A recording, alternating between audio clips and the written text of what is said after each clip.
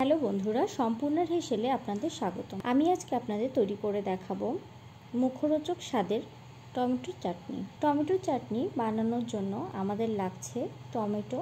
4টা টমেটো আমি ছোট টুকরো করে কেটে নিয়েছি কিশমিশ, আপেল কুচি, চিনি, টুকরো করে কাটা খেজুর, লেবুর রস, মৌরি, মেথি ভেজে একসঙ্গে বেটে নিয়েছি 5 ফোড়ন, শুকনা মরিচ। চুলায় ফ্রাই প্যান বসিয়ে দিয়েছি।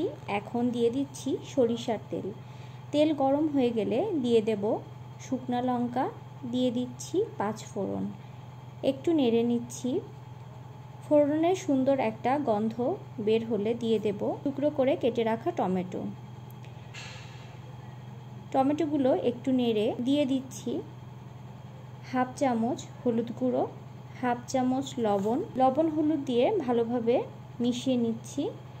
এখন ঢাকনা দিয়ে ঢেকে দেব টমেটো সেদ্ধ করা পর্যন্ত।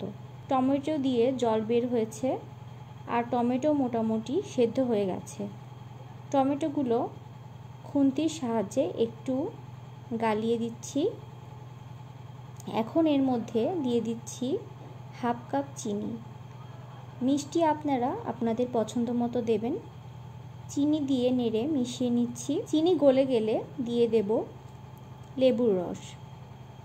লেবুর রস দিলে অনেক দিন চাটনি ফ্রিজে সংরক্ষণ করে রাখা যায়। এখন দিয়ে দিচ্ছি আপেল কুচি, দিয়ে দিচ্ছি খেজুর, দিয়ে দিচ্ছি কিশমিশ। সব কিছু একসঙ্গে ভালো করে মিশিয়ে নেব। এখন ঢাকনা দিয়ে ঢেকে দেব 2 থেকে 3 মিনিটের জন্য। চাটনি রান্না আমাদের প্রায় হয়ে এসেছে। এখন এর মধ্যে দিয়ে দেব 1 চামচ মৌরি মেথির গুঁড়া। মৌরি মেথির গুঁড়া দিয়ে মিশিয়ে নিলেই তৈরি হয়ে যাবে আমাদের মুখরোচক স্বাদের টমেটোর চাটনি। এই রেসিপিটি যদি আপনাদের ভালো লেগে থাকে তাহলে একটি লাইক দেবেন এবং চ্যানেলটি সাবস্ক্রাইব করার অনুরোধ রইল।